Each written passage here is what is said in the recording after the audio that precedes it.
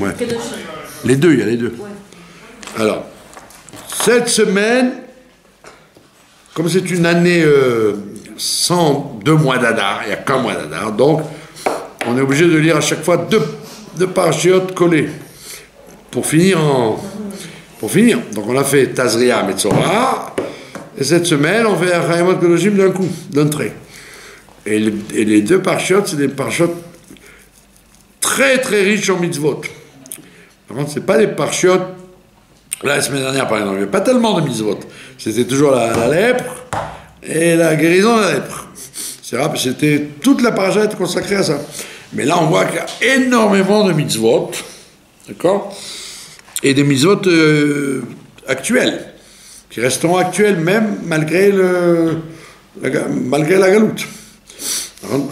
Donc il y a des mitzvot liés avec les korbanot, etc., qu'on ne fait pas aujourd'hui, mais la majorité des mitzvot des parashiot Chayamot Kedoshim, elles sont toujours actuelles, d'accord. Alors il y a dans la halakha, on va parler de ce qu'on appelle chez nous, allez, on continue. Donc, on va parler, comme on est dans la période entre Pessah et Shavuot, c'est la période préférentielle pour le tikkun amidot, pour arranger nos midot. C'est pour ça qu'on lit, tout le monde lit les Pirkei Avot pendant cette période-là. La Pirkei Avot, le livre de Moussar de base de la Torah orale. Et donc, j'ai choisi donc pas des mitzvot matériels comme ne pas garder le salaire de l'ouvrier, mais les 2 mitzvot les moins pratiques, les moins respectés dans le monde religieux, comme c'est connu qu'il y a 613 mitzvot, mais il y en a 2 que les gens n'ont pas tellement envie de faire, parce qu'on dit que Torah, c'est Gematria 611. Alors on dit, où sont les 2 autres qui restent?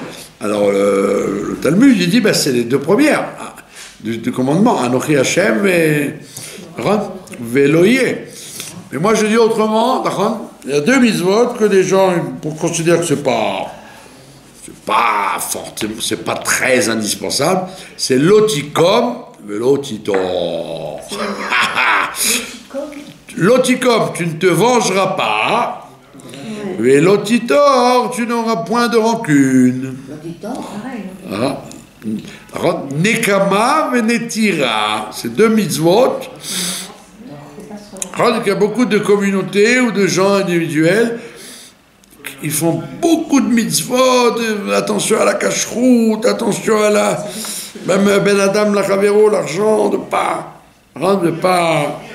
prendre du ribit des gens.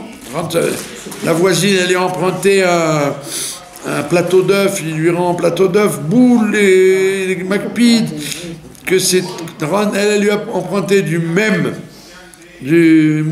dans les œufs, et lui, il ne veut pas lui rendre du large, parce qu'il dit, non, c'est ribit. Mais il y a 2 mitzvot sur lesquels les gens ils disent, c'est pas si grave que ça, quoi. C'est la vengeance et la rancune. Alors, c'est quoi la vengeance? Alors évidemment, il y a 2 façons. Il y a la vengeance et rancune en matière d'argent, c'est ce que le Midrash ramène, le Rashi ramène. Ça, c'est dans l'argent. Dans l'argent, ça veut dire, tout le monde connaît ça, j'ai besoin d'un marteau. Alors je veux taper chez le voisin, je dis, donne-moi ton marteau s'il te plaît, j'ai un travail à faire à la maison. Et il dit, non, je te prête pas. Ah bon? Je te prête pas. Le lendemain, le même voisin, il vient et dit, dis-moi, j'ai un gros problème, tu peux me prêter ton tournevis? Et il dit, comme tu m'as pas prêté le marteau hier, moi je te prête pas le tournevis aujourd'hui. C'est ce qu'on appelle l'otikom. tu te vengeras pas. Donc ça, c'est au niveau d'argent. C'est un truc financier et matériel. Et l'otitor, c'est la même chose. La même chose, même cas de figure que Rachid ramène, le Midrash Halakha. Prête-moi ton marteau, s'il te plaît. Non, je te le prête pas. Tac. Oh, il est mauvais poil. Qu'est-ce qu'il a? Je sais pas ce qu'il a. Il n'a pas voulu me prêter le marteau. Tu te rends compte? Le lendemain, toc toc toc. Bonjour, monsieur Cohen. Est-ce que vous pouvez me prêter votre tournevis? J'ai un gros problème et tous les magasins sont fermés, j'ai pas de tournevis. Tiens, moi je te prête le tournevis. Je suis pas comme toi. Je suis pas comme toi qui m'a pas prêté le marteau hier. Ça c'est la rancune. C'est l'autre qui tord. Alors là on voit que c'est financier. C'est d'argent. Ça parle de un dommage matériel. Ça c'est ce que la Torah nous ramène avec le Midrash Halakha. Mais tous les Sifrei Moussar et Chassidut et les commentateurs depuis le Rambam jusqu'au Rabbeinu Bechai et jusqu'au Chavetz Chaim et jusqu'au Baba Saleh et tous les Rabbanim depuis que le monde est monde, ils disent ça c'est facile, ça, l'otikom et l'otitor dans l'argent, ça c'est, on a compris, tout le monde l'a compris. On parle dans les midot. Dans les midot. Hein? Dans les midot, ça c'est pas. Les gens, ils ont une tendance à être mésalzel.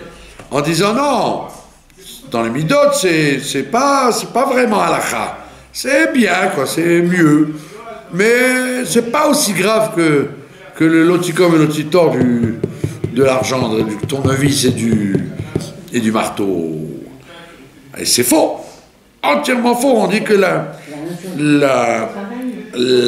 fait de garder ça dans la tradition, ça peut arriver, que Dieu préserve, à ce qui se passe en Italie, ce qu'on appelle la vendetta. La vendetta, c'est la vengeance. De père en fils, comme c'est chez les Arabes aussi. Chez les musulmans, la vengeance, ça se transmet de père en fils. Dans la mafia, comme vous dites, dans l'Italie, les Siciliens, etc. Mais, donc on te dit, ça peut arriver très loin, là, le fait de ne pas regarder l'otikom et l'otitor. Ça veut dire que c'est un travail de midot très très fort. Parce que tout le monde a tendance à le transgresser. Ça veut dire, même dans la famille, entre le mari et la femme, c'est très classique. Entre le mari et la femme, c'est hyper classique. Entre les enfants et les parents, entre les voisins, dans les communautés. Donc on dit, il faut absolument, dès que tu attrapes, dès que tu comprends que c'est un issayon, il y a une épreuve de l'otikom et l'otitor, ne rentre pas là-dedans, parce que dans le nefesh, ça fait un problème dans le nefesh, aussi grave que si tu l'avais fait avec le marteau et le tournevis. Et donc ça veut dire que ça peut arriver à longueur de journée. Des gens qui font des crasses. C'est même pas volontaire des fois. C'est même pas volontaire, c'est pas méchant. C'est les gens ne réfléchissent pas, ils sont tournés sur eux-mêmes. Dans le Torah Nefesh, que les gens étudient beaucoup aujourd'hui, Torah Nefesh, qu'a commencé Rabbi Nachman, et la Chassidut Chabad, et les Litaïm, etc. Ils ont commencé depuis longtemps à déjà expliquer ce que c'était le Torah Nefesh, comment le Nefesh il est construit. Et donc quand tu étudies Torah Nefesh, tu te rends compte qu'effectivement, n'importe qui, même les enfants, ils ont les deux midot raot mauvaise midote de l'otikom et l'otitor depuis qu'ils sont tout petits. Depuis qu'ils sont tout petits. Vous voyez un enfant, même s'il est gentil, même s'il est bien élevé, même s'il a une bonne nature, il a été éduqué dans la Kedusha et la Tahara, il aura une tendance à se venger et avoir rancune. Quand vous lui avez arraché son bonbon, la semaine d'après, il va lui dire, tiens, donne-moi un bonbon, s'il te plaît. Il va te faire signe qu'il ne te donnera pas. Et pourquoi? Parce qu'il se rappelle de la semaine dernière. Donc c'est un très très grand problème dans le nefesh, parce que c'est très fort. C'est ancré dans le nefesh, très fort. Comme disent les Sfarim. C'est comme la gava ou le kaas, des trucs qui va nous accompagner toute la vie. Donc c'est pour ça qu'il faut beaucoup travailler là-dessus, sur l'otikom et l'otitor. Moi, j'ai eu beaucoup d'expérience là-dedans. Depuis que je m'occupe du Tzibour, ça fait que 50 ans, pas beaucoup. Le rabbi m'avait dit, en Yéridou, première Yéridou, il m'avait dit de m'occuper du Tzibour. Et j'avais pas fait attention, j'ai dit, bon. Et bien, sauf, il galguel, comme on dit. Avec le temps, ça s'est dessiné à l'avance, quoi. Et quand tu t'occupes du Tzibour, tu as très souvent ça. Les gens qui ont fait un scandale à la choule, qui s'en vont, ni sans demander pardon, ni à ceux qui ont fait le scandale, ni à moi, ni à eux. Et puis 3 ans après, il a besoin, parce que son père est mort, de monter Khazan. Il vient nature, comme ça, nature liche. Bonjour, Code Arabe. Est-ce que je peux monter Khazan? J'ai perdu mon père. Alors, vous, première réaction, c'est de dire, il est gonflé celui-là. Ni il s'est excusé, ni il a demandé pardon à celui qui l'a engueulé. Et Pachout, il demande, je peux monter Khazan? Alors toi, la réaction de l'otikom et l'otitor, c'est de lui dire, bah, tu es culotté, toi. Tu aurais pu au moins donner signe de vie depuis 3 ans. Et toi, tu dois rien dire. Tu dois dire, mais bien sûr, tu peux être Khazan. Et tu l'avales, comme on dit. Et la chassidoute, elle te dit, c'est pas seulement que tu l'avales, tu dois le faire besimcha, puisque tu as une mitzvah de ne pas être nokem notaire. C'est très dur. Combien de fois dans la vie, alors, les gens vont dire, il est marocain, il est algérien, ça n'a rien à voir avec c'est tous les êtres humains, là, comme ça. Regardez ce qui se passe aujourd'hui dans la politique. En politique. Pourquoi on est dans le bror total? C'est que M. Netanyahou, étant comment dire, malin comme un manche, il s'est disputé avec tout le monde. Et donc tous les gens, pourquoi on n'a pas de gouvernement? Parce que tout le monde veut sa peau. Ils veulent se venger de lui, d'une histoire personnelle entre lui. C'est pas idéologique. C'est pas idéologique. C'est qu'il est très, comment dire, il n'a pas le doigté. Alors à chaque fois, il a dit à celui-là, c'est un ministre nul. Tu dis ça, le mec, ça y est, il est fâché avec toi toute ta vie, quoi. Et il va faire la guerre jusqu'à la fin. Donc on voit bien que le résultat, le l'otikom et l'otitor, c'est un résultat qu'on déguste aujourd'hui au niveau global de l'État juif. Et donc on ne se rend pas compte que c'est... Quand on lit ça, on dit l'otikom, l'otitor, bon, ça va... mais ça n'existe pas, ça, dans le Shulchan Aruch, ça va. Il n'y a pas de ça va. Si la Torah, elle te dit, c'est des midot raot, il faut les combattre au fond de nous-mêmes.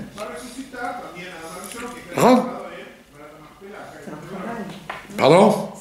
C'est un travail, et le problème, c'est que très souvent, les rabbanim eux-mêmes, les grands rabbanim, ils ont été eux-mêmes les drapeaux de ce genre de truc. Ils n'ont pas enseigné au public, il ne faut pas se venger, il ne faut pas rendre le mal pour le bien, le mal pour le mal. Donc ça veut dire que c'est un travail très compliqué. Et c'est ça qui est grave, c'est que si vous voyez des rabbinim le faire, alors oui, bon, donc ça veut dire que c'est moutard. C'est moutard. Alors je ne sais pas de quoi il parle, peut-être l'histoire de Shaoul et David dans le Tanakh, mais aujourd'hui c'est moutard. Si celui-là m'a fait ça, je vais lui faire ça. D'accord? Donc c'est même tamponné. En politique, vous ne connaissez pas la politique, en rabbanout, mieux que ça, en rabbanout. Pendant des années, les sionistes religieux, là, les Kippot Srugot, ils tenaient tout. Ils tenaient le Beddin, la cacheroute, la conversion, les divorces, tout ils tenaient. Quand ils ont été renversés politiquement, les séfarades et les ashkénazim, comment on dit, chassent et les lituaniens, ils les ont foutus dehors dans tout, et ils ont pris le pouvoir. C'est de la vengeance pure, ça veut dire. Vengeance pure. Tu m'as fait ça pendant 30 ans, 35 ans, 40 ans, je te le refais au niveau officiel. Et tout le monde sait, ceux qui veulent savoir, que les Kippot Srugot, ils ont les meilleures notes dans les examens de Rabbanout et de Dayanout. Les plus hauts niveaux. Mais dès qu'il s'agit de Tachles, de leur donner un poste, non, vous n'êtes plus rien. C'est-à-dire que les séfarades et les lituaniens, c'est ce qu'on appelle les orthodoxes, quoi, ils se sont vengés officiellement des Kippot Srugot et tout le monde trouve ça normal, quoi. Tu m'as fait ça, je te fais ça. Il n'y a pas de loticum, de lotitor.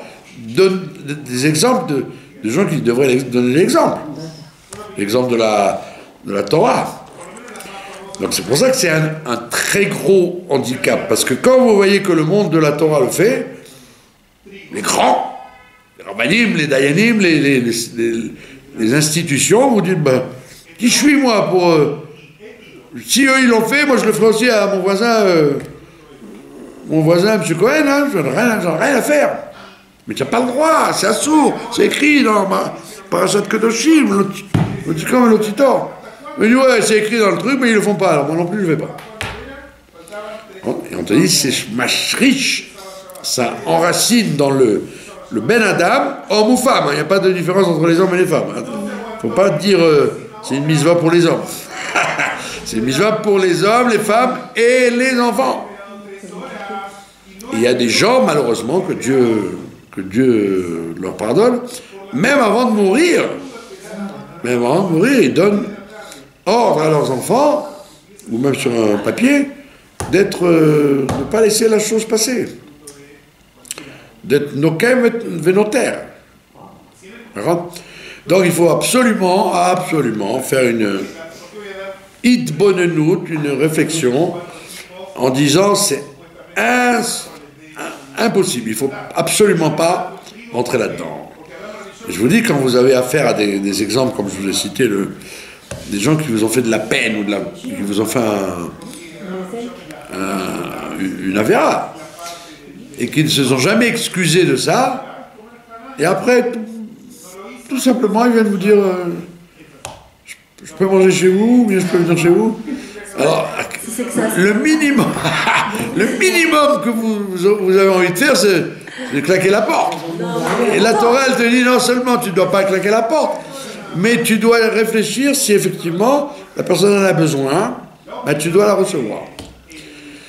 Bon, maintenant, tout ça s'est expliqué évidemment dans les Sifrei Kabbalah. Les Sifrei Kabbalah, ils disent qu'en fait, quand quelqu'un il supporte Nekama et Netira, une insulte, un elbon. Hein? Le fait qu'il ne réagisse pas, il enlève les dynimes en haut. Il enlève des accusations sur lui. Ça, voilà, ça le nettoie de beaucoup de fautes. Et donc, dans ce cas-là, on l'attend. On dit, tu sais quoi? On va voir si demain, la personne, elle se représente et elle ne se rend même pas compte. Elle te dit, vous pouvez m'inviter pour Pessah, tu vois? Bechavod,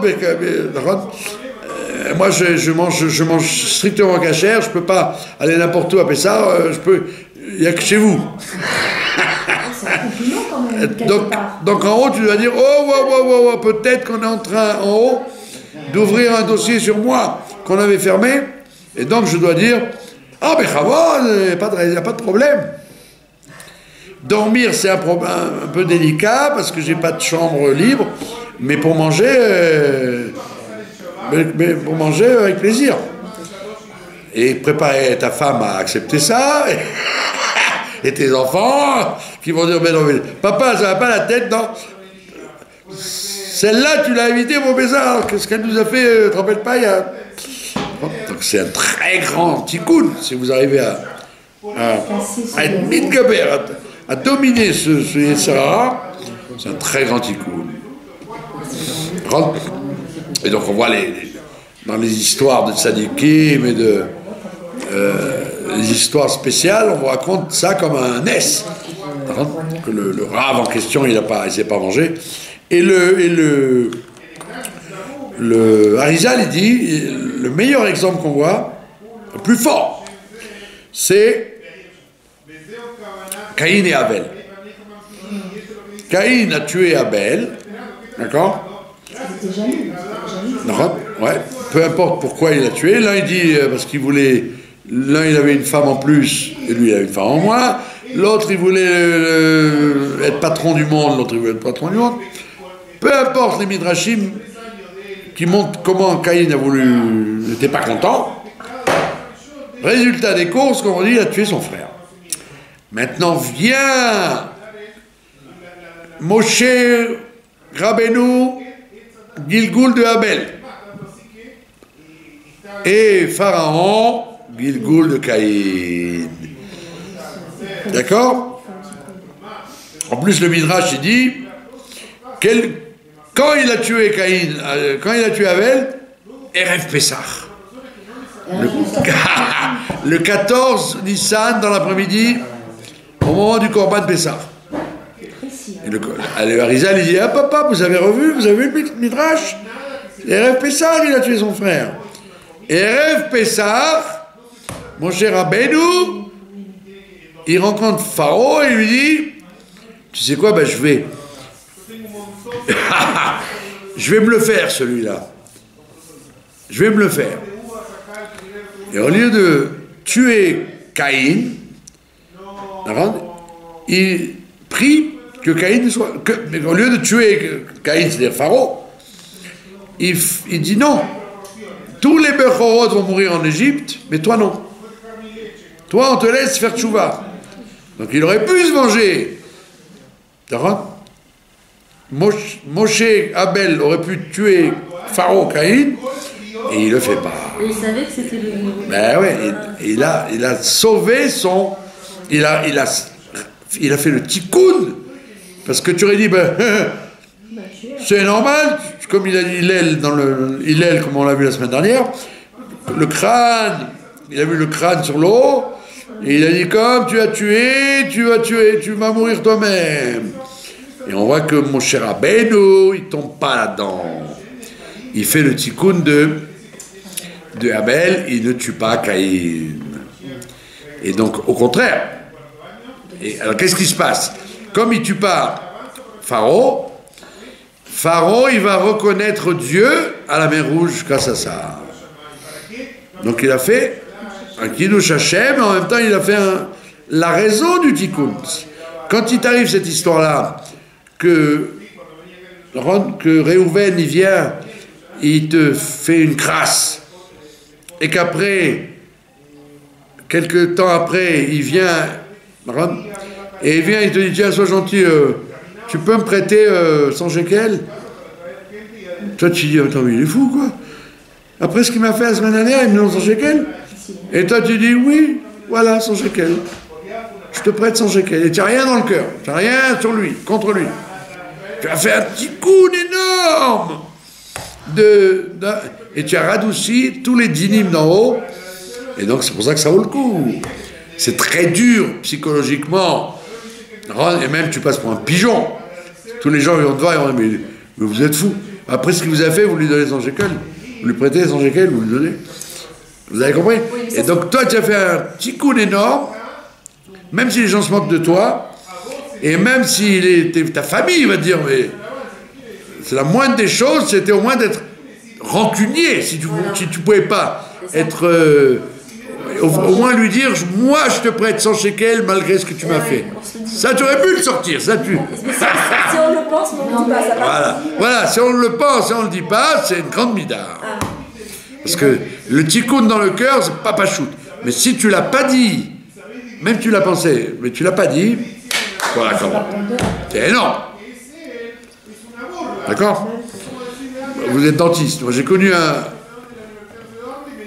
une dame, une amie à nous qui est dentiste, et qui m'a raconté une histoire qui lui est arrivée. Qu'il y avait quelqu'un, il a fait des soins, et des soins, et des soins, et des soins, des soins, et il n'a pas payé.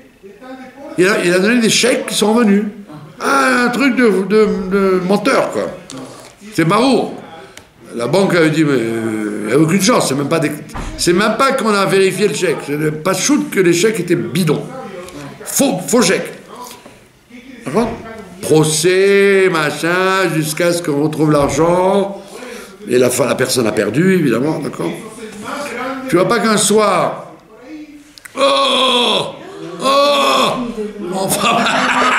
on frappe au cabinet, alors que ça... Mais qu'est-ce que vous voulez? J'ai très très mal, vous êtes obligé de me soigner. Dilemme. La personne aurait pu dire, mais vous êtes fou. Après ce que vous m'avez fait baver des années, tac, allez, vous trouvez un autre dentiste. La personne, elle a ouvert et elle a soigné. Je ne sais pas si elle a bien soigné. D'accord, mais ça veut dire que c'est un très grand tikkun de l'otikom et l'otitor. Pardon? Ah oui, c'est énorme.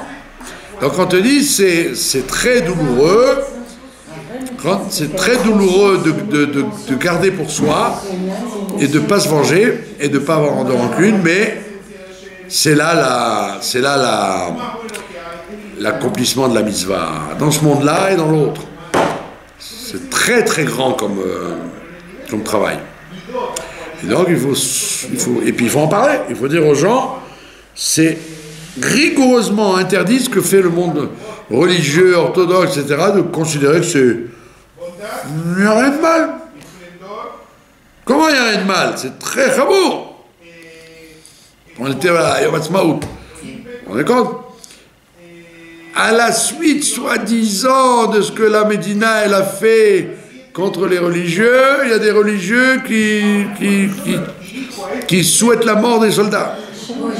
Ben oui! Des gens qui vous disent, comme ils nous ont fait, alors on leur souhaite.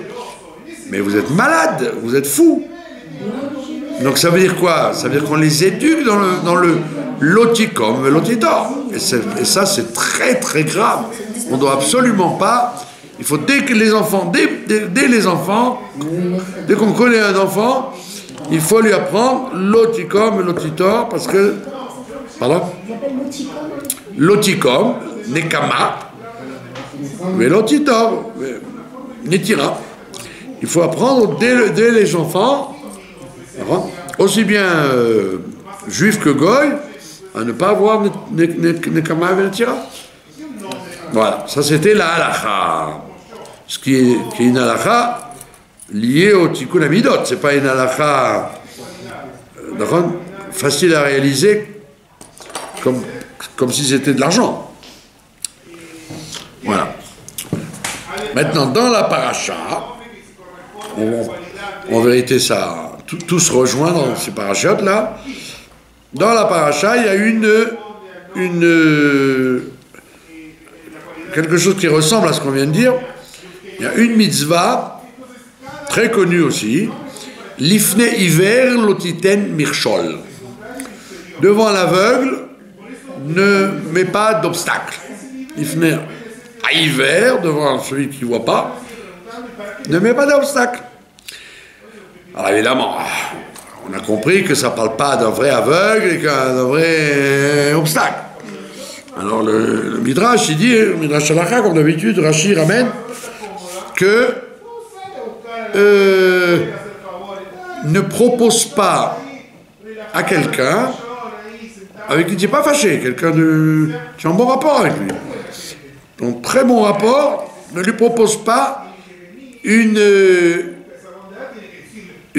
proposition désavantageuse pour lui. Par exemple, lui il veut vendre son champ, d'accord? Et toi tu lui dis, tu sais quoi? Pourquoi tu vends ton champ? Achète plutôt un âne.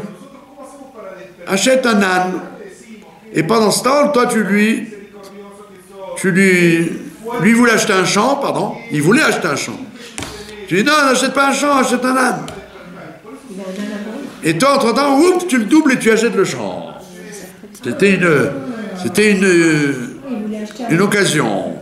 Donc il a doublé, il a acheté le champ en lui disant que c'est mieux d'acheter un âne. Alors les commentateurs ils disent attends. Pourquoi c'est un coup de vis ça? Pourquoi ça s'appelle Ifnei Iver au Tzedek Mirshol? Peut-être pas. Un champ, ça bouge pas des années. Voilà, regarde tous les Israéliens qui ont acheté des immeubles, qui montent des immeubles jusqu'au ciel, des gratte-ciel, avec le Corona et tout, ça s'est écroulé. Parce qu'il n'y a pas personne qui achète. Personne qui loue, personne qui achète. Donc le champ, c'est-à-dire le côté, le terrain, quoi. L'investissement, zéro. Alors que si tu avais acheté un âne, c'est comme un taxi, c'est comme tu fais de l'argent avec, l'argent vif, l'argent frais. Donc tu aurais dit, mais moi, j'ai pas transgressé du tout. Puisque, regarde, je lui ai proposé une meilleure affaire que le champ. Mais lui, il a racheté. Pardon? L'autre, il a racheté le champ à sa place. Oui, lui c'était un traître. Il a fait semblant de lui proposer le âne, parce qu'il voulait acheter le champ. Mais en vérité, il va dire aux gens qui vont l'interroger, il va dire, mais moi, je l'ai pas mal conseillé. Au contraire, je lui ai conseillé d'acheter un âne. Et un âne, ça vaut beaucoup d'argent. Il peut faire beaucoup de voyages. Il va gagner beaucoup avec ça. Plus qu'un champ il va rester le champ comme ça des années. Donc on prend un exemple qui n'est pas un vrai exemple de l'Ifnei Iver, le Tzedek Mirshol, où tu as mis le pied pour qu'il tombe. Donc tu aurais pu dire c'est vraiment bidon. Il lui a fait acheter un âne alors que le champ c'était mieux. Non! Il y a de quoi dire. C'est vrai que l'âne, c'est plus intéressant que le champ. Je suis pas si méchant que ça. Hein. Je suis pas un menteur. Hein. C'est pour ça que la Torah, elle dit Ani Hashem Elokechem, je suis l'Éternel, votre Dieu. Parce qu'en fait, personne ne peut voir que tu es un bandit. Tout le monde va dire oui, c'est vrai, il y avait du vrai dans ce qu'il a fait. Mais moi, le bon Dieu, je sais que tu es un bandit. Tu voulais acheter le champ, en fait. Tu t'en fichais de l'âne. Vous avez compris? Donc, quelle est la nekuda qu'il y a là-dedans? C'est qu'en vérité, la morale de l'histoire, c'est que dans la vie, très souvent, on est dans le cas de l'Ifnei Iver, le Tzedek Mirshol. Ça veut dire qu'on ne regarde pas l'intérêt de l'autre en face, son vrai intérêt à l'autre, mais on a ce qu'on appelle des négiotes. Les négiotes, en hébreu, on dit intérêts. C'est des intérêts cachés que tu ne veux pas avouer. Ça veut dire que c'est pas cachère du tout, tu te rends même pas compte. Je donne un exemple tout bête. Un exemple tout bête. Un commerçant. Qu'est-ce qu'il fait un commerçant? Il lui reste plein de marchandises, il ne sait pas quoi faire avec. Tu viens, tu dis bonjour monsieur, je voudrais acheter du saucisson. Il dit non, n'achetez pas le saucisson, c'est pas bon. Mais par contre, j'ai du numéro 8, ce que je sais, moi, j'ai une viande, elle est extra, c'est ce qu'il vous faut. Vous êtes sûr? Oui, c'est ce qu'il vous faut. Et lui, pourquoi il dit ça? Parce qu'il a tellement, il a un stock de 8, il sait pas quoi faire avec. Alors le saucisson, il sait qu'il va lui liquider. Donc lui, sans s'en rendre compte, il a été au vert de l'Ifnei hiver. C'était une mirchol. Mais dans les affaires, on comprend ça. C'est pour ça que toi ne sois pas bête. Quand on va dans un magasin, on dit « C'est bien ça ?» Le vendeur, il va te dire « Non, c'est pas bien. » Mais toujours le vendeur, il va dire « C'est bien » parce qu'il le vend. Demande à ta voisine si c'est bien, mais pas à lui. Mais ça, c'est des cas classiques. Mais dans la vie, très souvent, tu fais des choix qui sont en fait des mircholim pour les gens et les uns et les autres. D'accord? Un chidour. D'accord? Un enfant, il vient, il te dit, voilà papa, voilà maman, je voudrais épouser cette personne. D'accord? Toi, en vérité, c'est pas du tout dans l'intérêt de ton enfant, c'est dans ton intérêt à toi. D'accord? Tu dis, non, c'est pas une bonne famille, il vaut mieux pas. Et tu dis, pourquoi? Parce que soit ils n'ont pas d'argent. Donc tu te dis, oh là là, je vais être bourré de problèmes s'ils n'ont pas d'argent, ceux en face. D'accord? Ou alors, ils vont se marier dans quelques années, pas maintenant. Mille et une raisons qui font que ton choix est un mirchol. C'est pas un choix. Oui. Quelqu'un il passe dans la rue. Oui. Quelqu'un il passe dans la rue, il me dit, est-ce que vous avez des toilettes ici? Moi j'ai pas envie qu'il rentre dans les toilettes. D'accord? J'ai dit non, il n'a pas de toilette, mais il y en a à la choule à côté. Donc tu mens. C'est-à-dire que tu te rends même pas compte que tu mets un obstacle devant les gens pour éviter de dire la vérité. C'est très très embêtant parce que dans la vie, moi j'ai connu un Rosh Yeshiva, il ne voulait pas que les gens partent de sa yeshiva. Alors il leur disait non, si tu vas là-bas, tu vas devenir un voyou, ne va pas là-bas. Mais c'était pas vrai. C'est parce qu'il ne voulait pas que les gens quittent sa yeshiva pour aller dans une autre yeshiva. Donc à chaque instant, tu es confronté avec ce problème. Tu ne vois pas la chose pour la chose elle-même. Quelqu'un, il venait ici, à la Choule, ici, et il m'a dit est-ce que tu connais quelqu'un qui sait traduire en russe?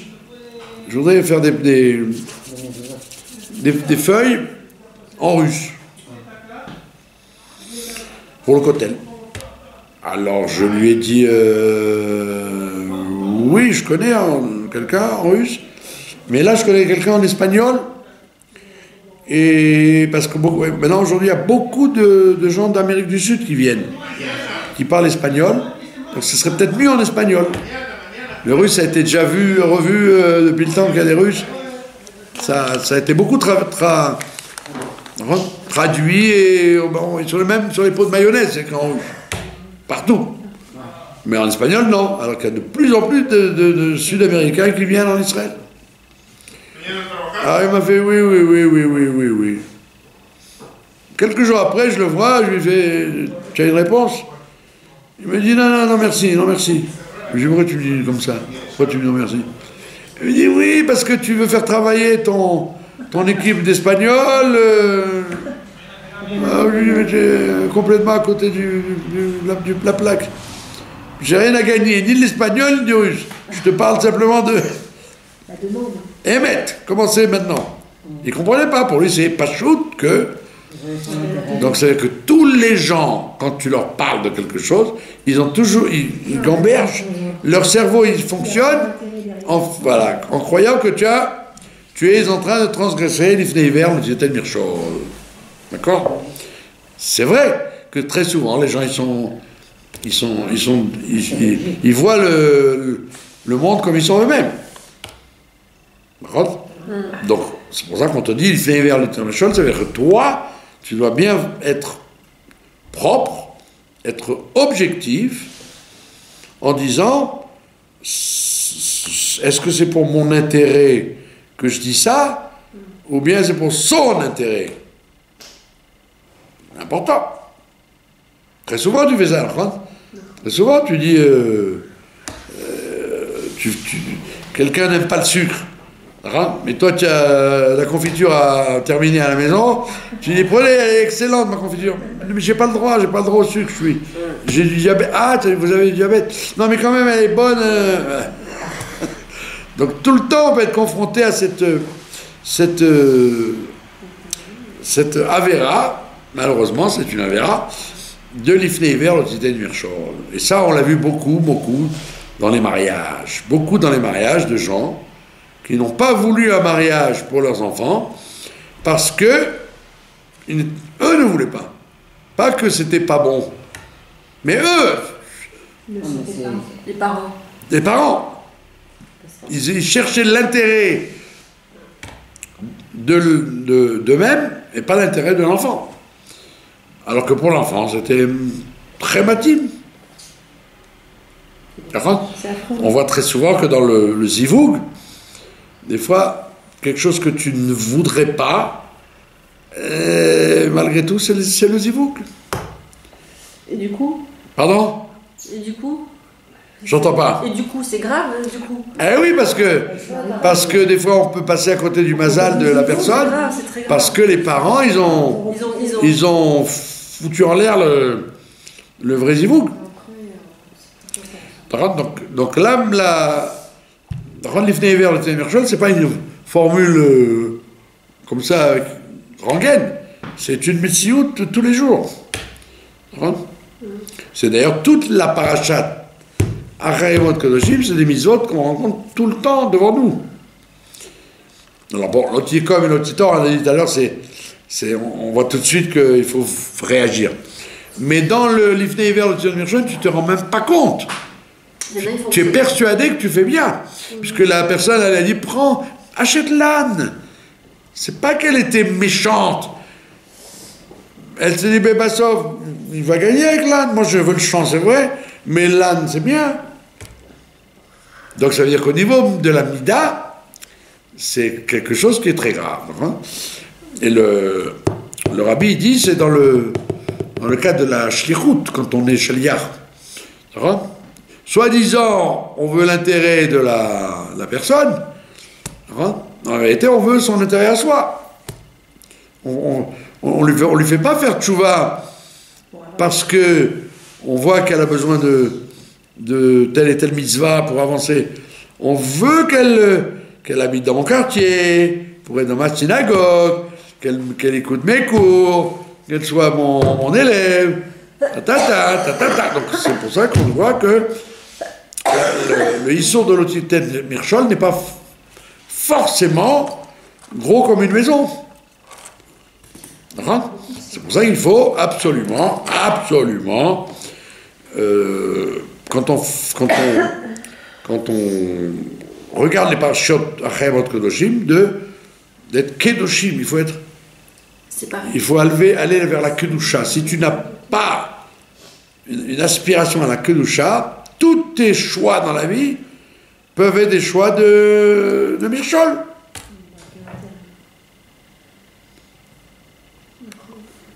Combien de fois on se rend compte de ça, que les parents, les enfants, le mari et la femme,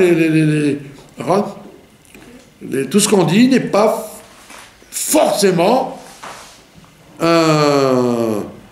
quelque chose de blanc, d'objectif, de propre. C'est très souvent couvert par l'intérêt que nous on a sur une chose et dont on ne se rend même pas compte. On est aveugle devant la chose. Alors, et donc on prend l'autre aussi pour un aveugle. Faire très attention à ça. Quand vous avez un impact sur quelqu'un, il y a écrit Ifnei Hiver le Témirchol. Pourquoi on l'appelle hiver? Parce qu'il ne voit pas. Et donc il vous demande à vous. Parce qu'il dit, vous voyez bien. Je sais que vous êtes intelligente. Vous voyez bien les choses. Est-ce que je peux vous demander un conseil? Alors toi, tu dis, oui, je vais donner un conseil. Mais en réalité, tu ne donnes pas un conseil pour la personne. Tu donnes un conseil comme toi, tu vois la chose.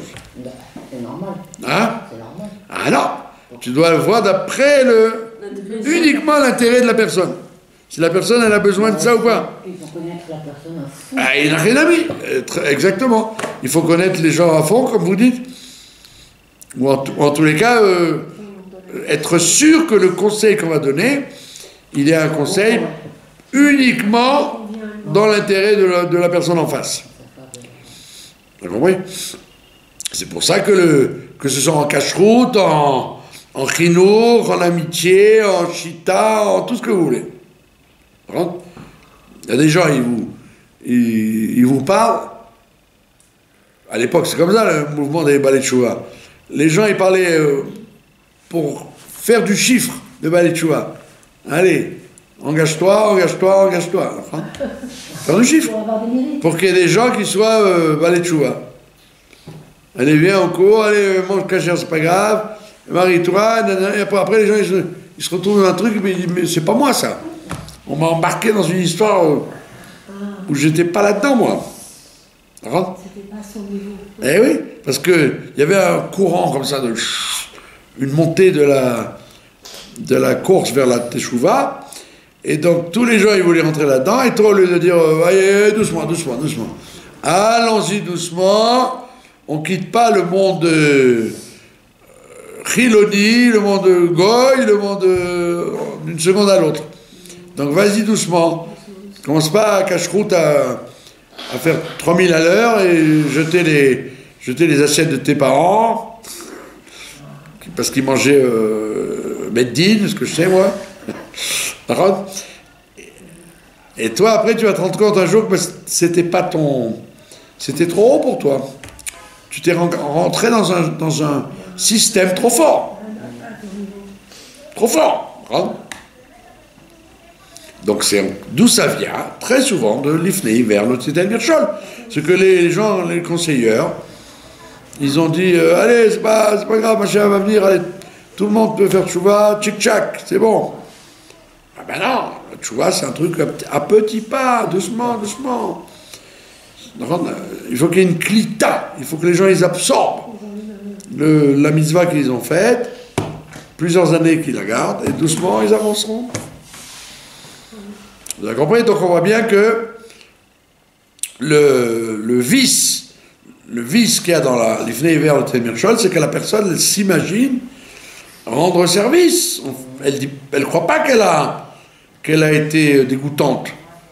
Elle dit j'ai rendu service, Sarah Cole, l'âne, il lui ramène de l'argent, c'est bien. Moi j'ai gagné, j'ai acheté le champ, mais lui il n'a pas perdu. C'est faux. Parce que la vraie question de la personne, c'est qu'il voulait ce champ, c'est tout. Mais pas le rat.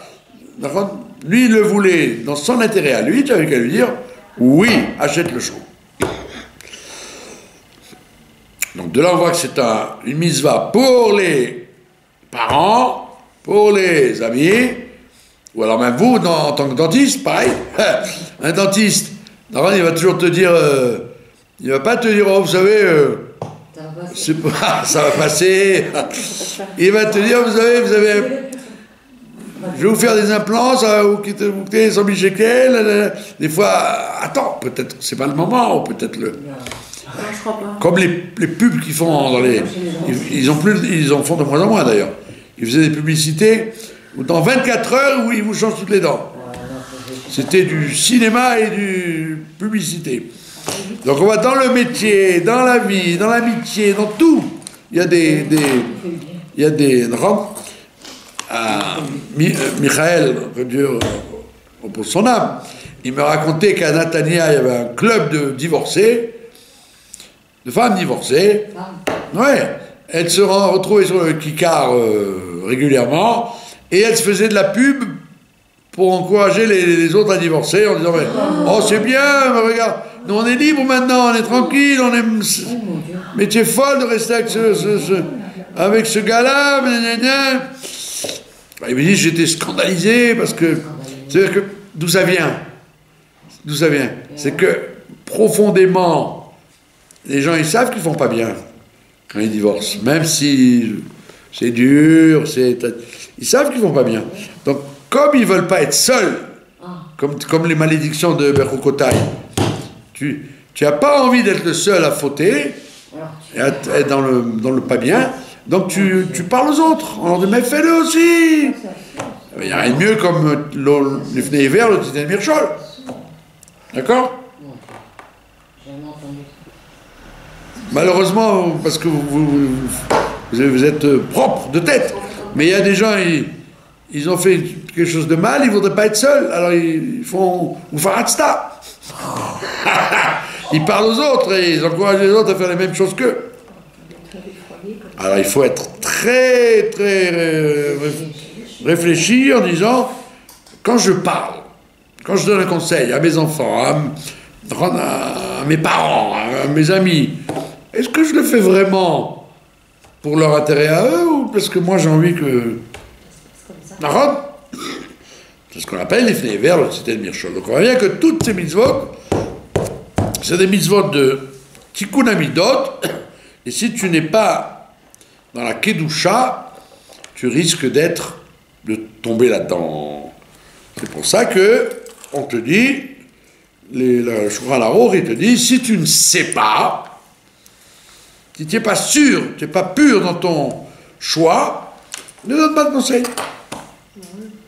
Ne donne pas de conseil. Moi, quand j'étais à Guilo, quand j'étais à Guilo, les maisons coûtaient $14 000. D'accord? Quand je suis arrivé. Ça coûtait entre 11 et 14 000 $. C'est de l'argent à l'époque. Oui, à 40 000. C'était pas tellement... Bon, Père Bekitsu, moi, quand j'ai acheté ma maison à moi, j'ai payé le double déjà. J'ai payé 28 000. Et je disais aux Français qui m'appelaient, qui venaient, je leur dis, mais achetez. Vous avez combien en France? 50, 60 000 $? Achetez 5, 6 maisons. Oui, mais tu es fou. On va acheter des maisons à Guilo et à Baka, mais tu es complètement fou. Je dis achetez, même à Dimona, même à Rehovot. Mais quoi, mais c'est malade ou quoi? On préfère acheter avenue Foch ou avenue du Joffre. D'accord? Donc déjà, moi, quand j'ai acheté, j'ai payé le double. Et je dis, moi j'avais pas d'argent pour acheter, donc j'ai donc donné des conseils aux gens que eux, ils en avaient. Comme vous dites, c'était pas comme aujourd'hui. Ouais, c'est des sous quand même. Mais c'était pas des sous comme aujourd'hui. Je vous dis, c'était de la rigolade. Et les gens, ils disent, mais c'est malade. Israël, investir en Israël, mais il faut être fou. Un pays sous-développé, un pays d'idiots, un pays de... Il vaut mieux investir dans les banlieues parisiennes. Regardez maintenant comment c'est. Maintenant, les pauvres gens qui ont des maisons, ils ne peuvent pas les vendre parce que les Arabes, ils attendent que ça s'écroule. Donc là, j'étais le contraire de l'Ifnei Hiver, le Titan Mirchol. Je suppliais les gens. Et alors, les gens disent, mais tu es un sioniste, tu veux que les gens investissent en Israël? Je dis, mais non, c'est que ça va faire que monter. Et vous ne comprenez pas que ça va faire que monter. Les gens, au lieu de te dire, merci. Ah, il juge bien, peut-être qu'il a le sens des affaires, tu fais l'Ifnei Hiver, le Titan Mirchol.